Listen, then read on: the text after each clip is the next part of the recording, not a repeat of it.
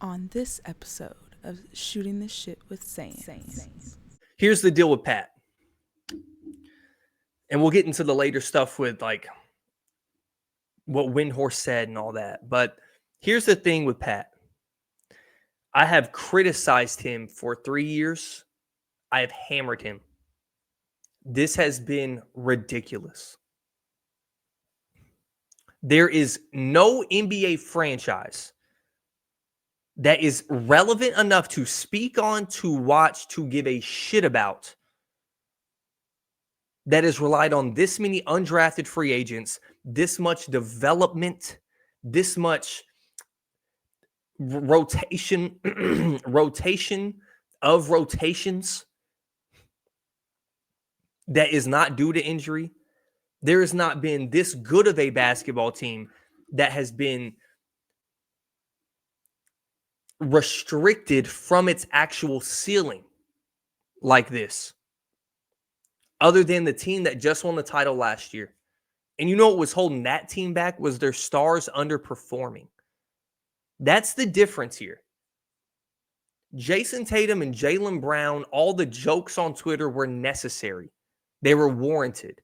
You can't say shit about Jimmy outside of the Bryn Forbes series that happened in the shortest offseason in NBA history in the modern era. That's all you got is one playoff series with Bryn Forbes to talk shit about him in this uniform. That's it. You got nothing else. So when your star keeps doing what he's supposed to do, and through our 3 runs, he's averaging 28, 7-7, efficient as fuck from the field, clutches shit in the fourth quarter, leading everybody, elevating Max Strus, elevating Gabe Vincent. He's doing Braun shit. Max Strus over there hadn't played half a season. Gabe Vincent shouldn't be getting paid to play basketball. He's been so bad in the Laker uniform. And look what Tyler's turned into, and Tyler's an amazing player. An amazing player.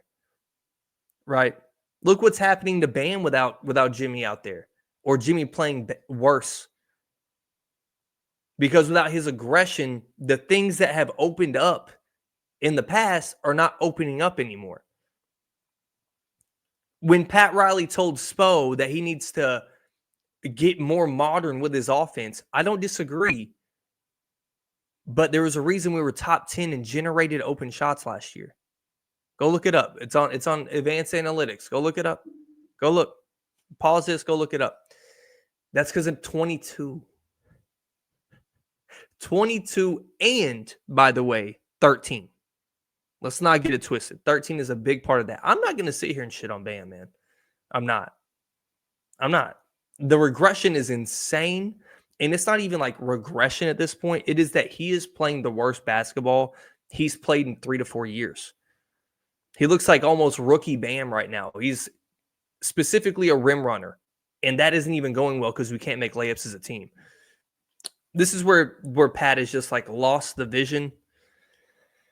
Is you had all these deals to get Donovan Mitchell or Dame or whoever it was, but you wouldn't give up a Tyler Hero. Man, listen, Tyler Hero is amazing right now. Take away this season because he hasn't been in trade talks this fucking season.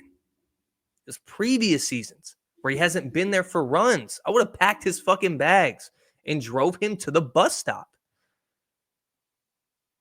And if you wouldn't have, I don't know what to tell you. You're not looking at it right because the same people that say, what about the next 5 years, don't realize this is what happens in the next fucking 5 years. And I got lights fall. I'm getting pissed off. I can't even fix my damn light. Fuck it. Just let it sit here. I don't give a shit. I don't give a fuck anymore. This is what happens in the next 5 years. What about our future? This is the future. That's why you have to attack now. Look at Denver, man. We all thought Denver was some fucking dynasty because they got a fat fuck that can shoot from the parking lot and doesn't miss in the paint and can pass like John Stockton and Magic Johnson. Look at them.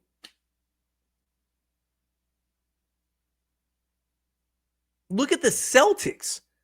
They were in the Eastern Conference Finals game since those two since Jaylen Brown was a baby and Jason Tatum was a baby. They got one ring. That's it. That's what happens in the future. You have to attack now. Because shit like the Pelicans happens.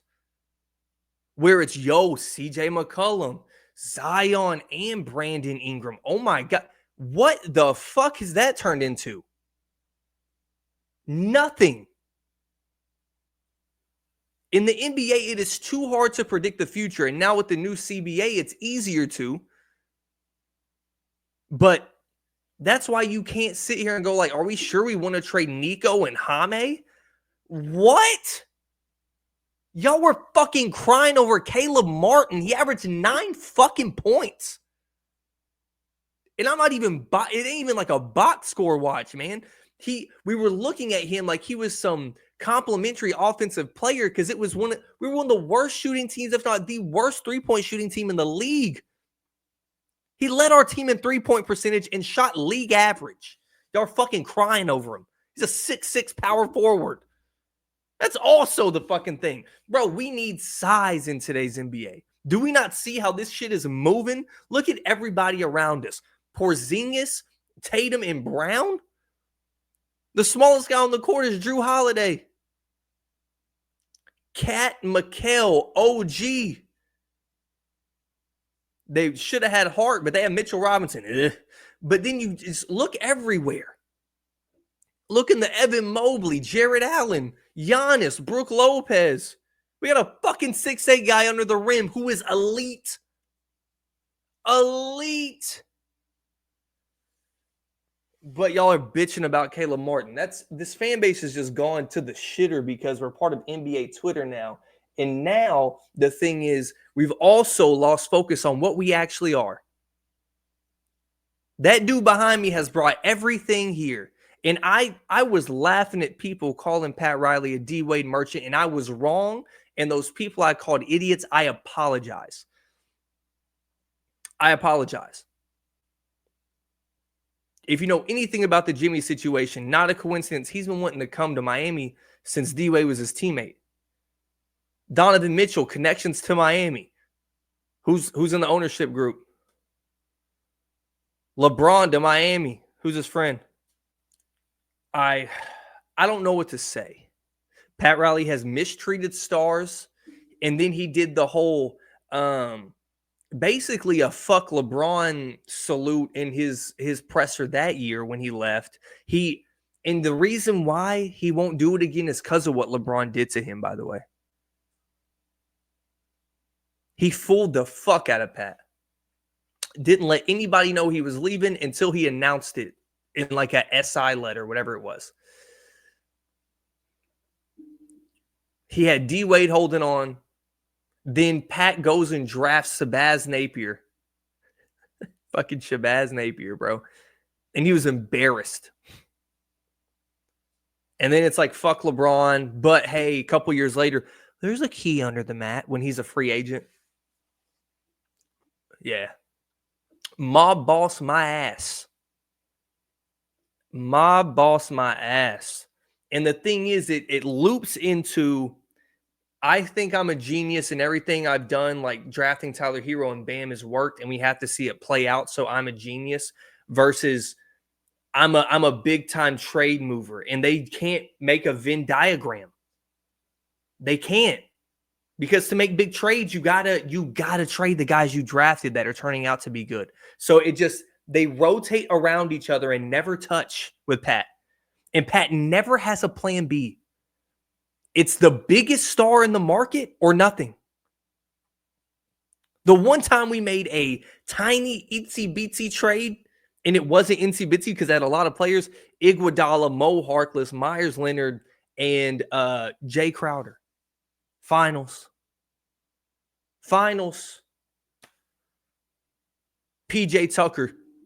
Bring in PJ Tucker. Bring in Kyle Lowry. Minor changes. Minor. One shot away from the finals. People think I'm crazy for saying we beat that Warriors team. It is biased, but at the same time, that team was not that good, man. That Warriors team was not good. Yeah, what am I supposed to say to Pat? With all these things you've developed with undrafted free agents, you could have traded Gabe Vincent. You could have traded Max Strus. You could have traded Caleb Martin. You could trade Haywood Highsmith. You could trade Nikola Jovic. You could trade Jaime Jaquez. These are real pieces you can trade. I'm not saying we're getting a superstar back. That's 6 people you could have hauled their ass off and got something better. You tell me some of this, and you wasted your first round draft picks on Kyle Lowry and fucking Terry Rozier. And let's not front on that, by the way. We were all excited when Terry got traded here. Let's not get it twisted, and that's okay as a fan base. But if we're also being real, people that knew ball were kind of like a week later, like, we ain't got a point guard still. Right? We ain't got a point guard. But out of those 6, you can't get something? You can't get a PJ Washington? You couldn't have got a Daniel Gafford to have a backup big. Most of us were asking for not Dwayne Dedman, not Chris Silva, not Myers Leonard, not Thomas Bryant. Like, we just wanted a, I don't know, playable backup center. 48-year-old DeAndre Jordan is better than every backup center we've had for years. Why didn't you just go get Hassan Whiteside again? Like, goddamn, like, give me something. Instead, it was run it back and bring in salary fillers because we have to fill out our roster. Could have dealt PJ Tucker as well on his way out. His value was obviously high with the contracts he got after that. There's just so many guys that we could have signed and traded, signed for a 2-year deal, and maybe they didn't want a 2-year deal, but they would have taken it at higher money and then play for us, play well, trade them off. Because the thing is, he isn't fully sold on run it back, yet he isn't fully sold on roster reconfiguration. Once again, it's just the same shit. They never touch. He's been trying to get that feeling from 2010 back for 15 years, and it ain't happening. It ain't fucking happening. It's not. But shout out Pat Riley.